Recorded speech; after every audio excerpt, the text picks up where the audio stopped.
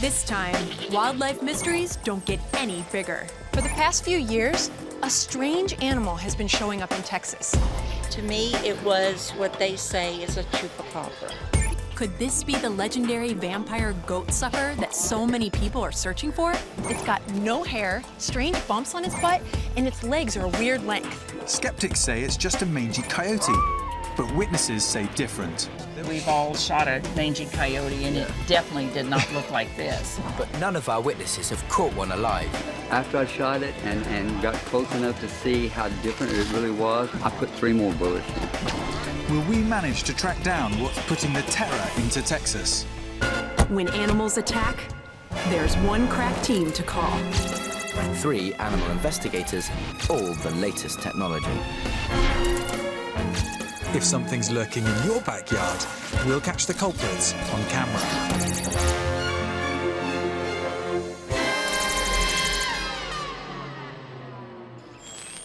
There's a strange beast stalking Texas, and our mission is to separate fact from fantasy.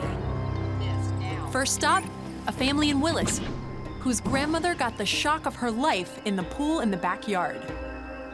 She looked over from this side, over the fence, and what we saw we had never seen before. We have heard the stories of the Chupacabra on TV before, seen pictures, and people claim it's a coyote with mange. But the thing with this one is it looked very healthy. If it was totally hairless from mange, you would think that it would be kind of cut and scratched or the skin would be inflamed. It was none of that. On the list of the world's most legendary beasts, the Chupacabra is right up there with the Yeti and the Loch Ness Monster. A vampire dog, its name translates as goat sucker. And it's rumored to have drained blood from goat herds in Mexico. Could our mystery canine be the myth made real?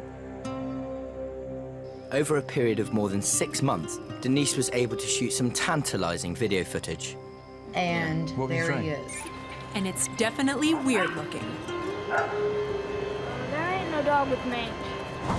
With more rounded ears than a coyote, a straggly rat's tail, and the only evidence of normal hair is running along the ridge of its back, could this be our Chupacabra? That is not a coyote. Those rounded teddy bear looking ears. We see a flash of blue. And another one. And another. Is it simply a trick of the evening light? Or our first glimpse of the telltale blue eyes of the Chupacabra? So if it's not a mangy coyote, what do you think it is? I really don't know. I'm pretty sure it's a canine, but I just think it's something different. Dan is not sure this is a Chupacabra as he and Lauren begin looking for clues. To find proof this is a new type of animal, we have a major challenge on our hands. We know we're looking for something that's very real, but what is it? A coyote with mange? A crossbreed? An undiscovered species? Or could it really be the legendary Chupacabra? Before long, Dan finds a paw print, and he's convinced it's canine. When you're trying to get an animal on film, we often use the behavior of that animal to give you a good indication it's the best place to put a camera trap. The problem is we don't know exactly what animal it is we're after. So I'm kind of guessing a bit, and I'm going to use the best suspect, which I think is a coyote. So we're going to go in there and find some nice trees on a trail and position some camera traps.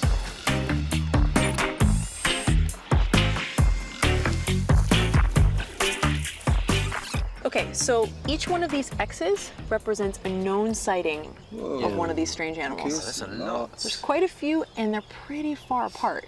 Yeah, there's loads. So I think it's probably unlikely that we're talking about a single individual. Yeah, okay. And that we may have more than one of these strange animals. So I think it's time to get on the road and check all these out. Let's do it. We've really got our work cut out to catch this creature on camera. This has to be our biggest challenge yet. Everything's bigger in Texas, including the distances. We're heading 4 hours south of Willis because someone's had another sighting of this animal. Except this time, they have the body.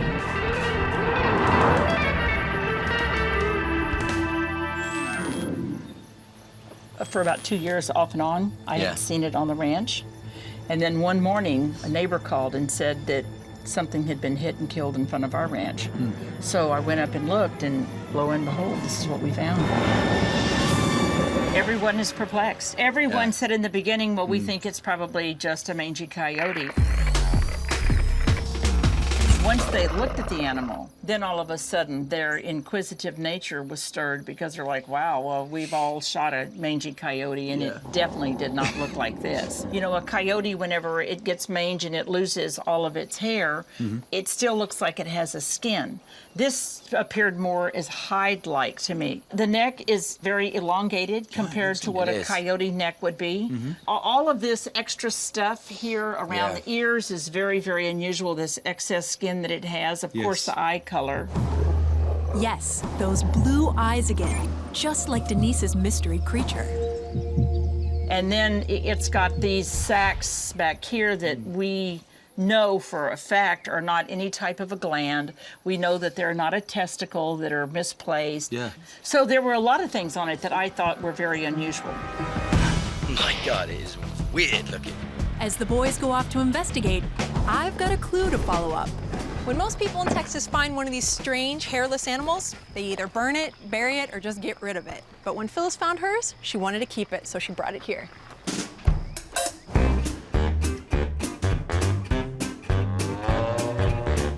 Most taxidermists keep a stock of animal body armatures to drape the skin of the animal over.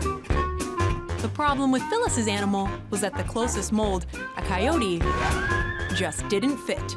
It was a little more than just the legs. I mean, it was the width of the hips, the width of the shoulders, the length of the neck, the overbite on the jaw. Everything was different. Everything had to be changed. I have pictures of deer so that I can put a deer eye back exactly like it's supposed to be. I've got no live reference of this animal because they don't exist. We have a wealth of evidence proving that some bizarre creature is spooking the locals, and we're determined to hunt it down. We always saw them moving into this pasture and always into this dense brush. So that's why we really think that this is probably where they are. It'd be awesome to just have a look. Maybe, I don't know, an aerial view or something of... That would be the only way to do it because it's so dense. And luckily, Lauren has just the gadget, a remote-controlled drone with a camera built into its underbelly. Easy. So you're going to try and get it actually over there or just high enough that we can see down? Neither, as it happens. Come back. Oh no, it's gone.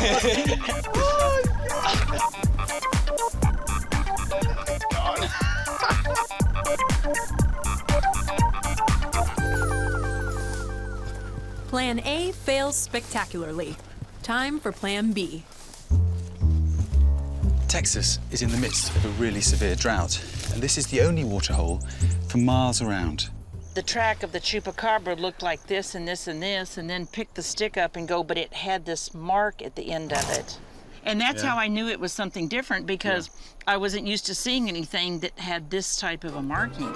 Phyllis's last sighting of the mutant monster was only a couple of weeks ago. A waterhole might just be the perfect place for a goat-sucking ghoul to hunt for dinner. We set some traps. It's really just a matter of having the right tool for the right job. Whoa! Dang, you're really knocking that thing in. Will critters coming to drink here draw in the beast? Back at HQ, we watch the footage from the cameras at Denise's. Let's check it out. Okay.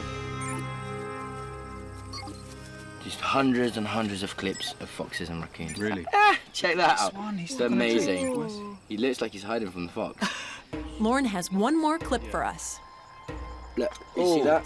Yeah, that looked like It that looked looked like canine. a canine, didn't it? It looked like the back end of a canine. Check again, see? See it? Oh, just like fleeting. It looked like really maybe fleeting, like yeah. a coyote. Shame these But camera something. traps are just kind of missing that They first got little that shot. delay. Yeah, You got that delay, yeah. but still, it got one. To get to the bottom of this mystery, we must do better. We need to find the beast's lair. So this is the motion sensor. If anything walks in front of that, it's going to trigger that camera up there. It basically allows us to set the camera up wherever we want, get a nice wide angle. So if there's any animals that come into this waterhole, we are definitely going to capture them on film. And just to be sure we're going to get the animals in, we've got corn, deer pellets and maize. And we're going to sprinkle the lot. With a trap like this, we've given ourselves the best chance possible to catch our chupa in pristine HD. As night falls, we head out with Phyllis to check the tripwire system is good to go. Thank you for that, Vaughn. That was great. But to find out if we have evidence of our hairless monster, it's a long wait till the morning.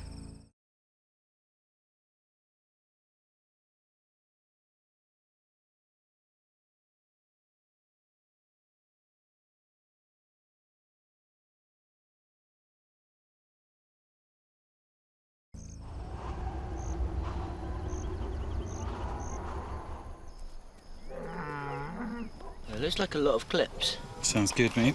Triggered at 3:20 a.m., 3:22, 3:24, 38. Although the camera traps have worked, there's no evidence of our elusive quarry. Yeah, we've got like little raccoon tracks. We've got some pig tracks as well. I'm off to see the vet who originally examined Phyllis's creature and who immediately tested it for the mite that causes mange. And what we do a little skin scraping on the dog's skin, take a little piece of that, put it under here, and look under the microscope. And then we can observe the mite. Now, the animal that Phyllis brought to you, though, did the skin look like it was, had mange, that it was suffering from these mites? At first, of course, your first thought is, because that's what you typically see, is a hairless dog, you think about mange, mites. But when I did the sample, I did not find any mites, and we actually sent off a specimen to a pathological lab where they could do a more detailed study of the skin. They found no mites. So you don't think that the animal had mange? Can't say that 100%, but after that histology was done at that lab, I would say that it did not. So mange has been ruled out, but there were also other tests done, and one came up with some remarkable results. Phyllis had a DNA test run on the canine that she found, and it came back a cross between a Mexican wolf and a coyote. But could its bizarre body and those mysterious blue eyes really just be a Mexican wolf and coyote mix? The Mexican wolf population in the wild today consists of about 50 that are known. It's really small. It is pretty small. Why are they so rare? Well, decades ago, we had this animal, the wolf, all over North America, and we wanted to eradicate it. We all grew up with the story of Little Red Riding Hood, Three Little Pigs. Today, it's amazing the amount of people that have the fear of the wolf simply because of those stories. How likely, since it is so small, would it be for them to, say, interbreed with a coyote or a dog? If a wolf can't find a wolf, when it does come time to be romantic, they're going to find the next best thing, right? What we'll typically see, if that wolf sees that coyote better run. Because it's an enemy. But what about those haunting blue eyes of Phyllis's creature? Could it be a wolf? Generally, wolves are going to be born with that blue eye color. And within a very short period, typically it's going to turn to that yellow, that amber color. I've worked with over 60 wolves. I've never seen an adult with deep blue eyes. Given how unlikely an encounter with a Mexican wolf is going to be in the wild, any trace in our creature that still shows up in the lab reports probably comes from a chance meeting generations ago. I want a more evolutionary perspective on this strange creature. So I'm heading up to Albany in New York State to meet a biologist and follow up on some new leads. People are telling us that the animals they're seeing are not manged. Yeah. And how do you think a dog can end up hairless like this if it's not? Well, the one way that we find hairless animals in New York and other places is from mange. The only other really hairless mammals that run around are some types of domestic dogs. Hypothetically speaking, in one generation, you could have a hairless animal.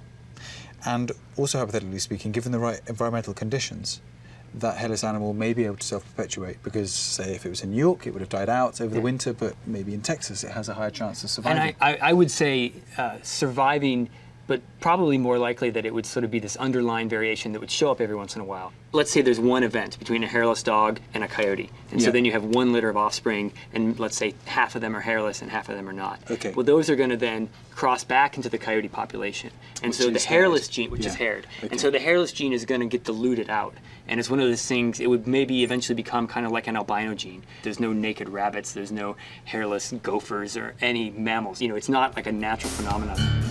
With reports coming in from all over the state, we're back on the road in Texas to meet a rancher who's seen not one mystery creature, but several at the same time.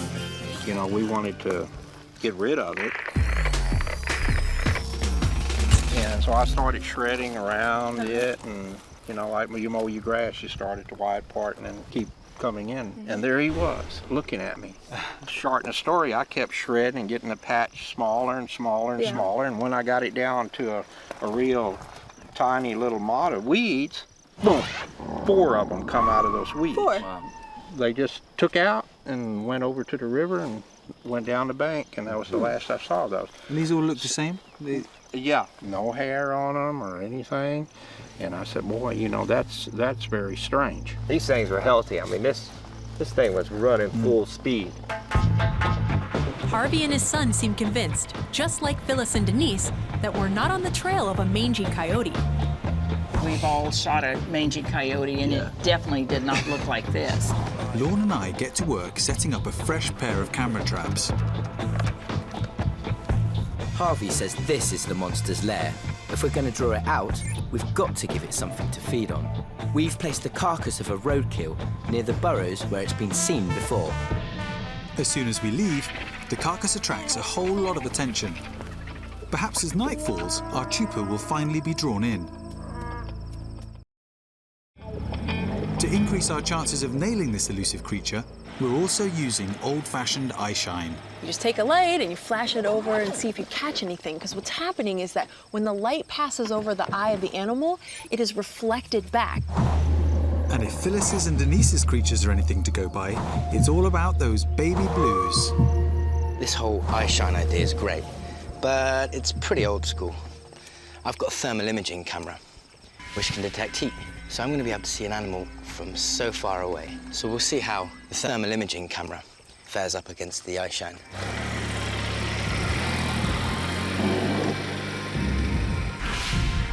Almost immediately, Lorne spots some armadillos with his infrared camera. Turns out armadillo don't have reflective eye shine, but he spotted them here, even though they're small little things. Really That's great. good. It's such a clear image, you know. You see for such a distance. And the fact is the backdrop is completely cold, and an armadillo just stands out like a sore thumb. We haven't exactly had any chupa sightings yet, but just as we reach the end of the track, Lorne catches something on camera that forces us to abandon the buggy and go into the brush on foot.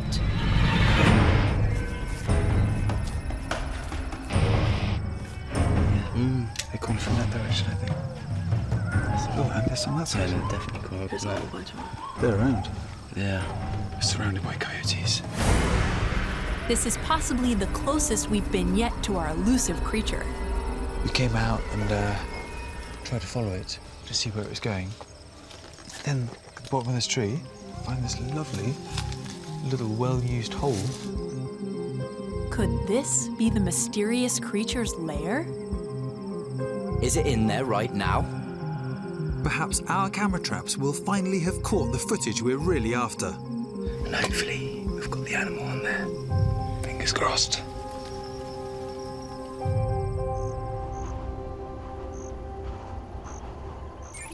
Even as we head down the track with Derek, it's apparent that something has been eating the carcass.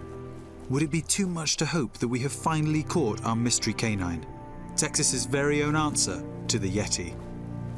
That looks like a mangy coyote, doesn't it? Well, it doesn't even look that mangy, but... Or does it look like the mystery canine we're after? I don't know about you, Suze, but I don't see that looking particularly different. Particularly hairy, but it's not as... It's still got hair, isn't it? Still got a bit of hair. A normal coyote.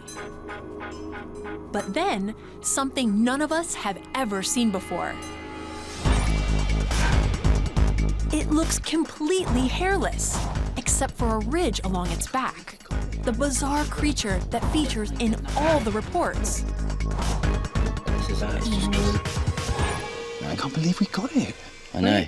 In the center of the frame and everything. This is it then. This is what we're looking for, isn't it? Yeah. Man, this is so good. I can't actually believe we've managed to get this on camera. Did it. We did it. This appears similar to the animal captured on police footage in 2008, almost 80 miles away. So many sightings over several years in different locations means there must have been multiple creatures. Who knows how many are on the loose now? The only question remains, what is it? So the number of sightings seems to have been increasing over the past few years of this strange animal. But I think it's likely that the majority of them are actually manged coyotes. And I think certainly we've had evidence that there are a few that are definitely not manged. A coyote, whenever it gets mange and it loses all of its hair, it still looks like it has a skin. This appeared more as hide-like to me. But we agree that it is at least a type of canine. Definitely canine. I don't think that it is a new breed of domestic dog. You don't see any naked animals of any kind running around, right? You know, it's not like a natural phenomenon. I mean, we're not going to get answers to this overnight. But I do think that we have something for them that can at least get them headed in the right direction. Yeah, definitely. You ready to go talk to them? Yeah, I think so. Okay. It's the ugliest thing you've ever seen. Blue Dog or Chupacabra is its name. It roams from Mexico to San Antonio, Fayetteville. It's a wild scene investigation first. We may not have found the Chupa, but the locals are right. Roaming the Texan landscape is some mutant hairless canine. We're beyond the stage of seeing one of these animals and being really spooked by it and just shooting it, burning it, and burying it. If you do happen to find a dead animal, don't just get rid of it, because that is valuable information. We may not know exactly what it is, but we've proved it definitely does exist. And we're bringing in scientists to follow this one up. For each one of you is a kit. And we need as many data points in this Chupacabra coalition as we can get, all right? And it may take a while to get all the evidence we need. So a researcher from the University of Illinois has agreed to help examine any DNA samples the locals can get to him. You need to have a blood sample, you need to have a hair sample, and you need to have a skin sample. So hopefully, we are going to finally solve the mystery of the beast with the blue eyes.